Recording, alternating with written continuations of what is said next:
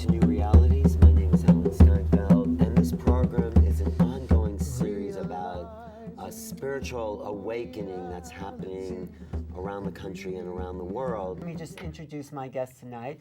Today on my right is Swami X, who is a rebel yogi, and he's going to talk about, I guess, an overview of spirituality and what's really can be put more in alignment with the spiritual direction people are going. Would you say that? Yeah, that sounds good.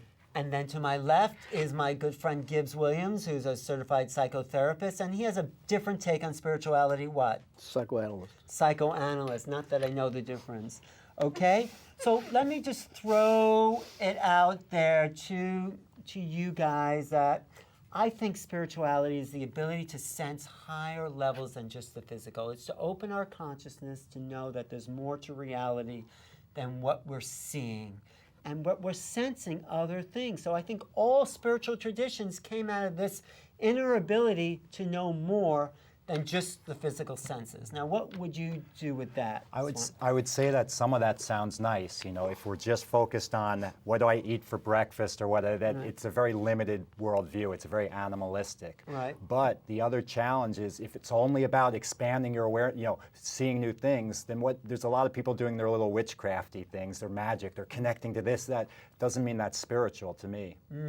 You know, so it's not about just playing with fancy little new age toys. Wait, so I'm not getting what you're saying. What does it mean to be spiritual to you? Okay, I know you're a big fan of the New Life Expo. You've been there for a long time. I mean, I just go where the action is. So there's a lot of people who might have some gifts from psychic abilities to Right. this. They have very big egos, and it's not about, you know, to me, spirituality is more about awareness and consciousness, about raising up. So yes, being more conscious and aware of other things besides just the right. physical. So that's what you say is spiritual. But it's an awareness, a consciousness, a way to bring yourself, you know, again, not just being aware that there's angels out there. You know, what does that mean? You could still be a real jerk in the real plane. You know, it's Right. about encompassing the physical, the expanded, and living your life joyously. In the moment. Yes.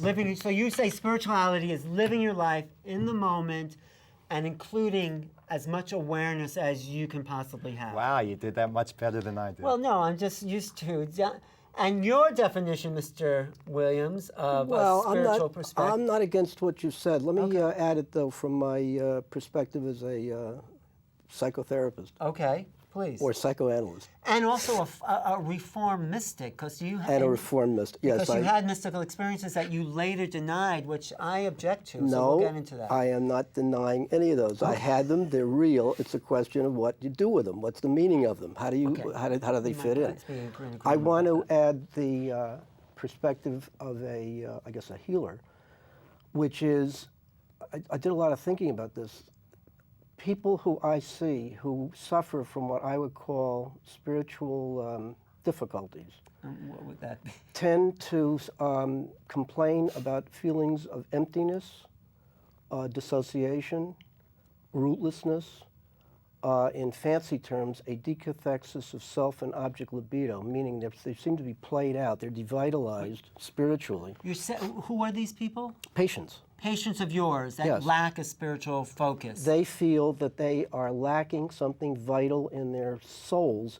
The best definition I heard about it from the vantage point of what I would call spiritual psychotherapy is a patient who described a hole in his soul. And it was a question of looking for meaningful connections, which he could not find. He couldn't find any meaningful... So No. where does this idea of spirituality come in that regard? To find a way to promote the best kind of atmosphere in which that emptiness can be filled up. And what do you recommend as a psychoanalyst? I will tell you what I recommend as a psychoanalyst. And then we'll ask Swami what he would recommend. From my research, a sample of me, starting at age 19 and then broadening it to many patients since then, I think the root of what is really called spirituality gets divided into 5 basic qualities.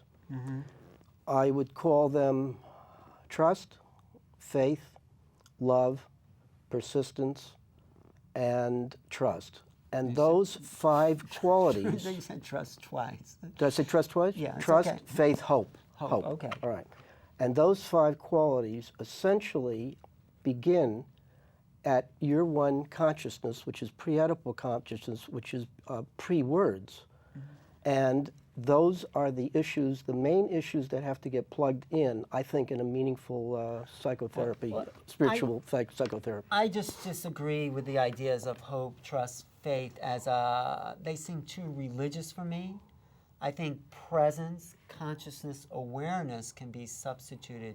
There's nothing wrong with hope, faith, but they create, I think, a sense of false spirituality. It's true, but there's also the challenge of because we've been indoctrinated in our country with the very Christian, Judeo-Christian model. What do we think? When we think God, I was turned off of ever using that word from what I've heard. When we think about faith, it means blind faith. It means just throw away. It means I am nothing and something else is higher. And that doesn't necessarily have to be the definition in spirituality. And I'm talking about a grounded faith, a grounded hope. What does faith mean? What does that mean when you say grounded faith? Well, I'll answer you in a second. I want to go back to the idea of awareness and consciousness. Okay, for me, the difficulty with using those terms is that consciousness, for example, is usually talked about in unitary terms. My experience is that... I know what you mean by unitary terms. That there is one thing that refers to consciousness, where from my vantage point, consciousness is on a continuum which begins with what I would call kaleidoscopic consciousness,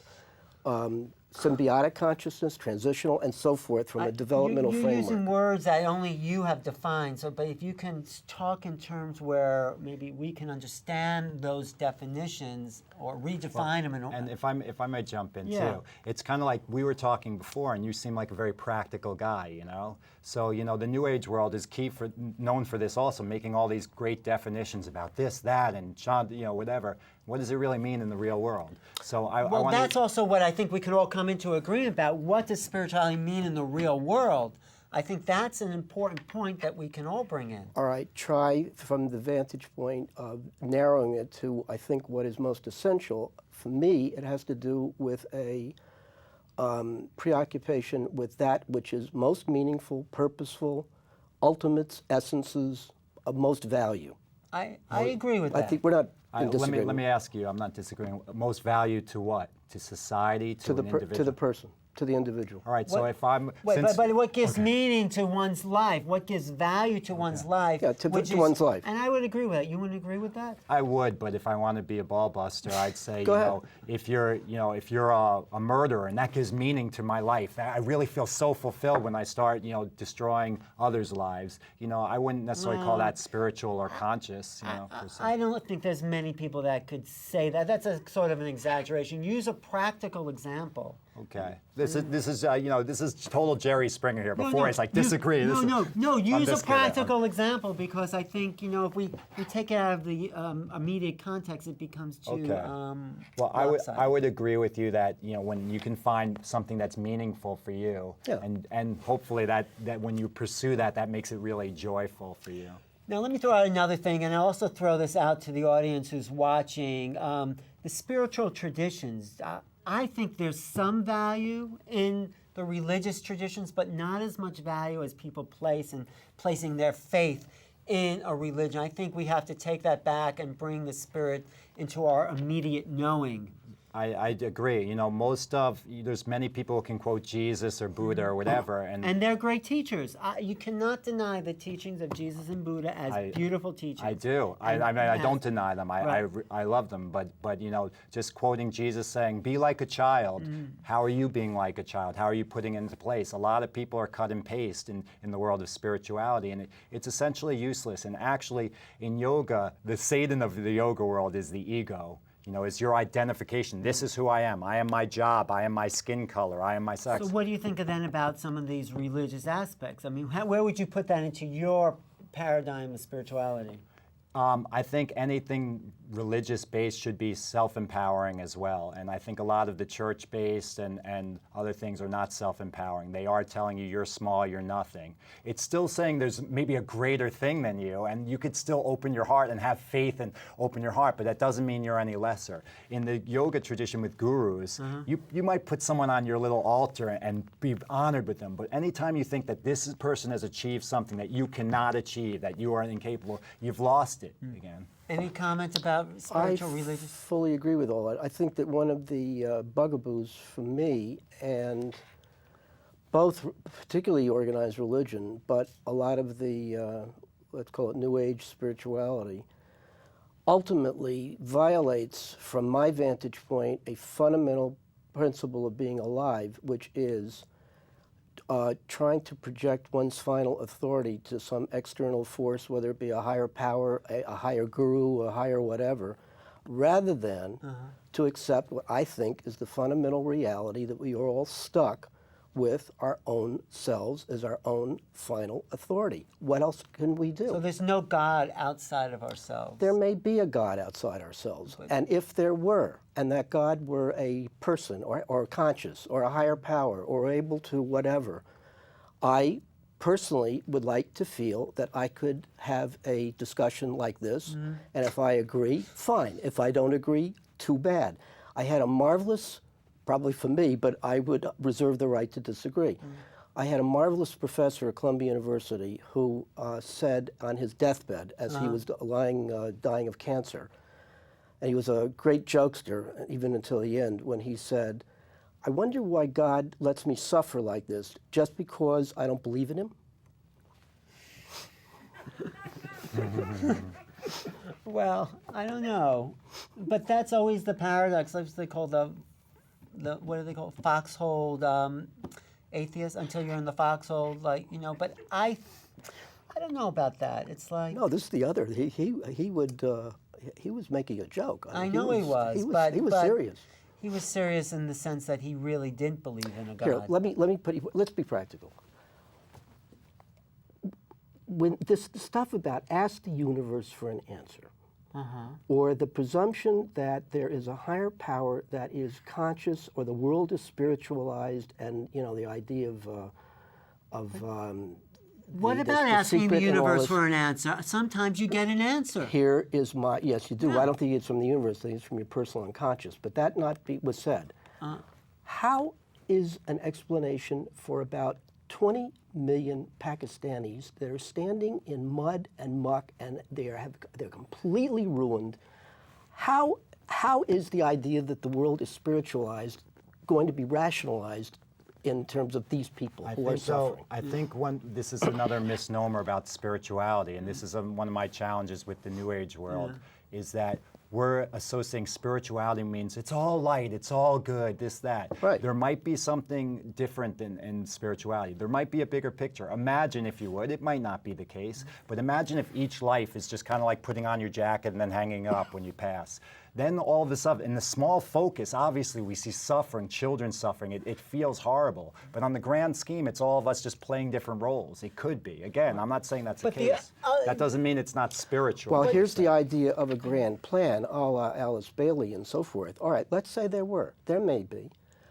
From I would like to get back to personal experience. It bugs me, this overemphasis, I think, on the idea of unity and everything connected. It absolutely, it bugs you too, it right? rips me open. Actually. What happened to individual differences? What happens to individual empowerment? What happens to your own particular life I agree path? with you there, but I also want to get back to the part of your collective unconscious. When you put out a question out there and you do get an answer and you say it's generated from a part of your consciousness, Yes. that's as valid to me as coming from God, or let's say, because there's a part of us that is in touch with something, let's say unity consciousness.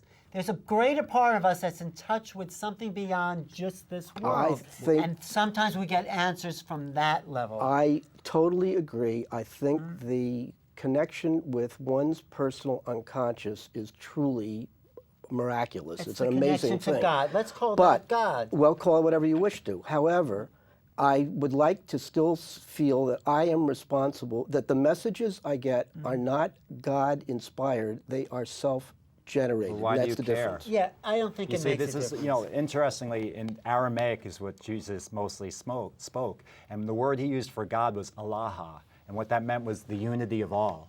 And in Aramaic, there wasn't a separation of a heaven or a God out there and a God in there. So it's very interesting. A lot of the interpretations probably were just not in the language he couldn't have said. So, you know, when I've had my questions to the universe, questions to my gurus, there's times in my head I go like, how do I know I'm not making this up? How do I know this is not my higher self, And my then it doesn't, unconscious? you're saying it doesn't matter. And what I've gotten back, again, whether I'm making that, is like, what's the difference, Yeah. really? It's about you know, we're not at a point where we need credit, you know, oh, you credit the guru, you credit God. And because of a lot of our systems about what is God, but an old man with a gray beard in the sky, we're kind of missing, we're defining God as a being person. And I think there's more godliness than an actual being called God. I agree with that, and I think if you Fine. ask a question and you get some kind of response because you're reading the universe, and maybe it's your subconscious or maybe it's a greater being, we don't have to know that. We can feel confident in oneself that we're in a dialogue with something.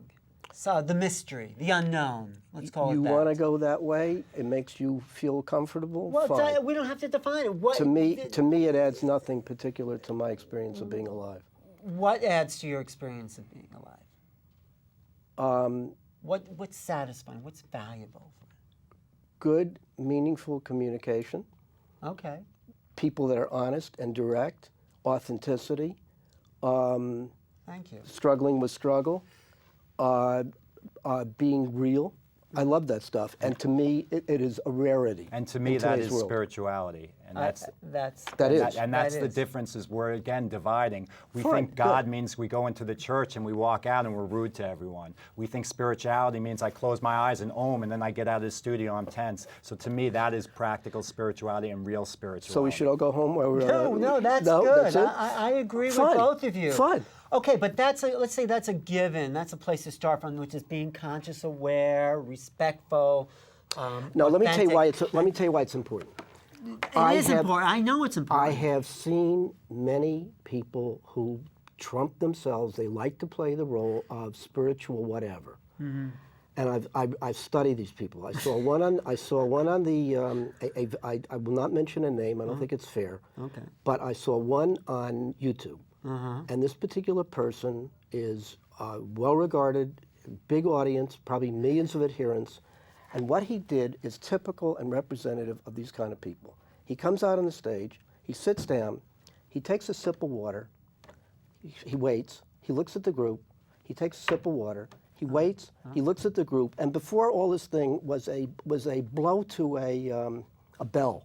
And it's like all the trappings, all the baloney to create a kind of aura, which to me know, but is we're not- absolutely nonsense. That is nonsense, but what I'm saying here, there's also, okay, once you get practical and real and authentic, there's other levels that can start to be awakened. So you don't want to throw that out in spirituality, but you also want to include a kind of higher focus on what else is possible. And that may be out of, let's say, your league a little bit because you like to keep it here, but I think we have to include a sense of higher consciousness. This is where I'm coming from. These are the kind of guests I have on the program. Go ahead, just finish what you. I hope one of the viewers will ask, what do you mean by consciousness? Well, what do you have something to say in the control room there?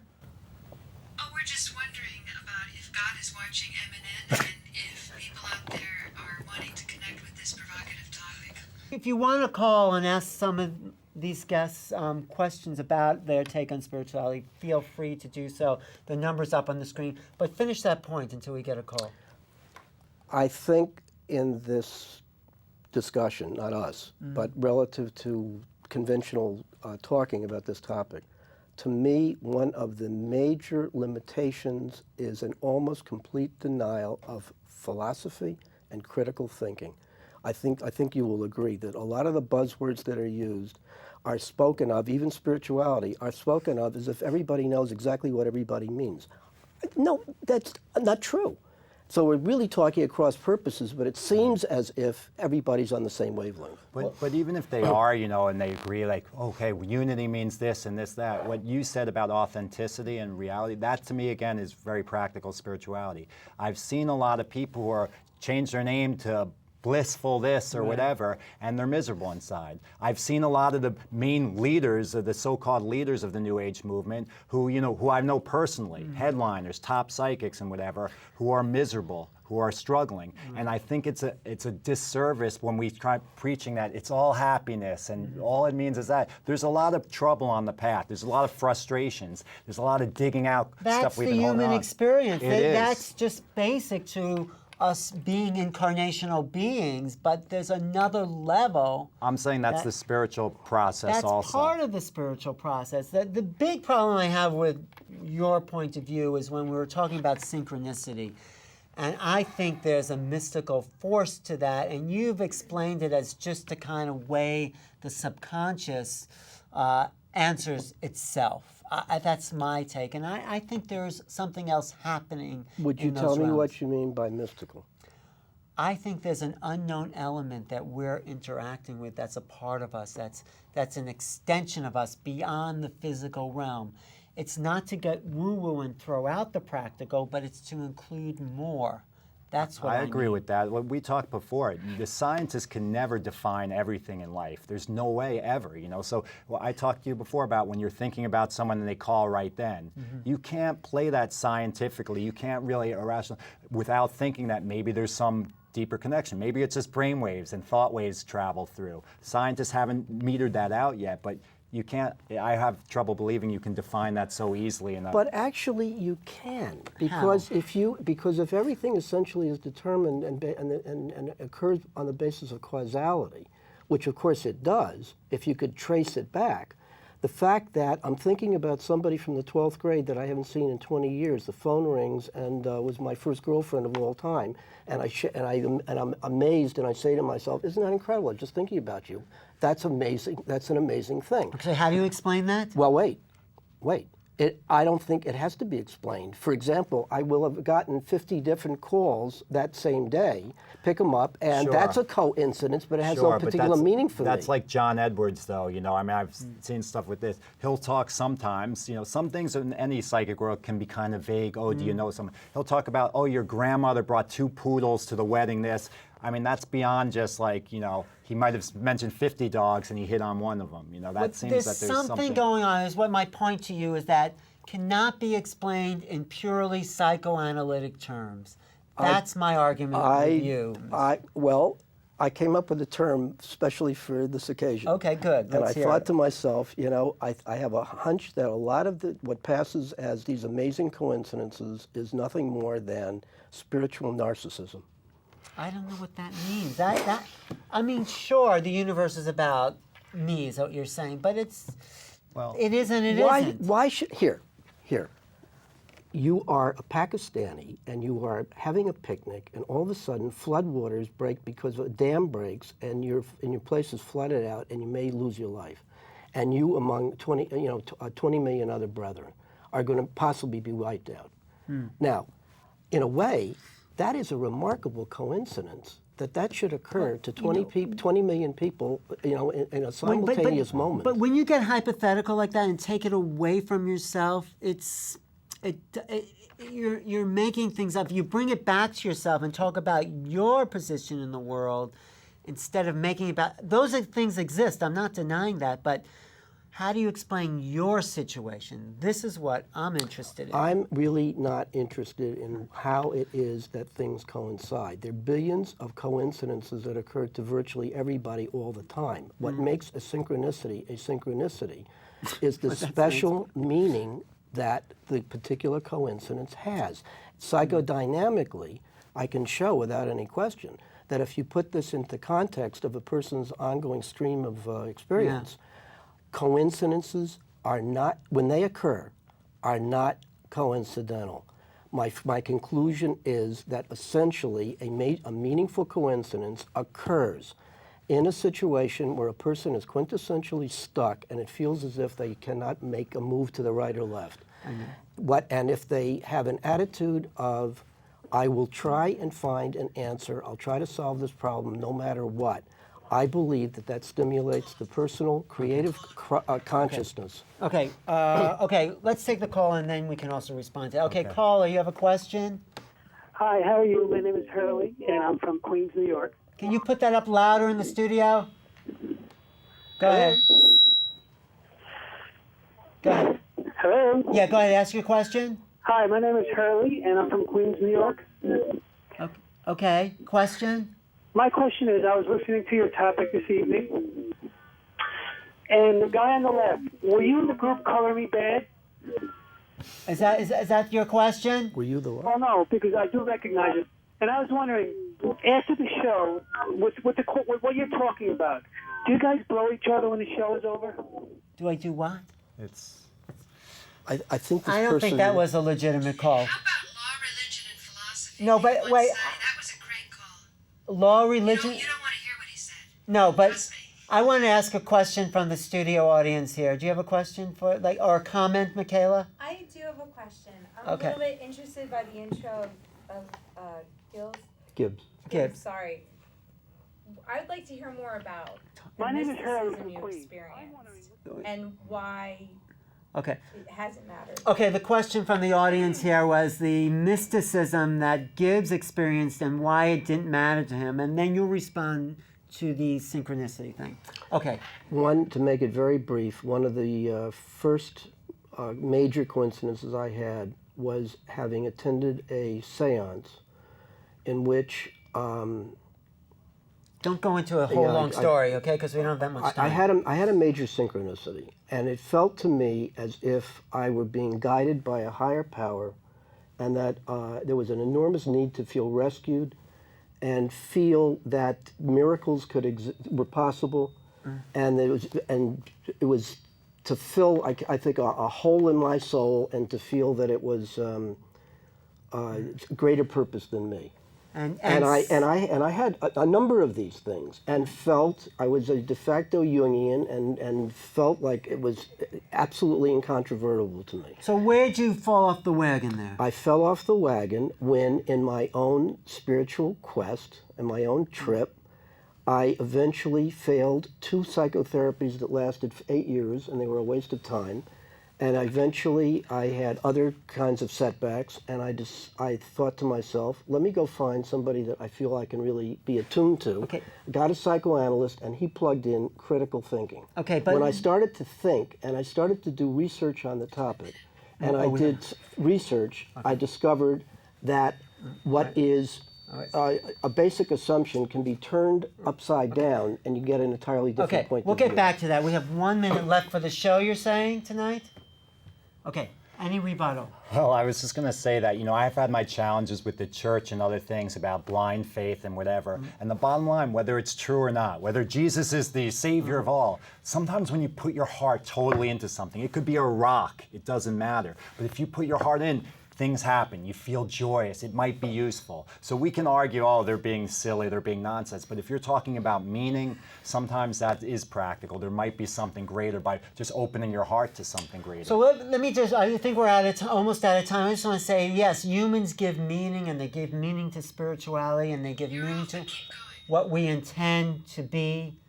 But it's us, it's the divine essence in us that gives us meaning. Well, except that when you use a word like divinity, to me it has this idea of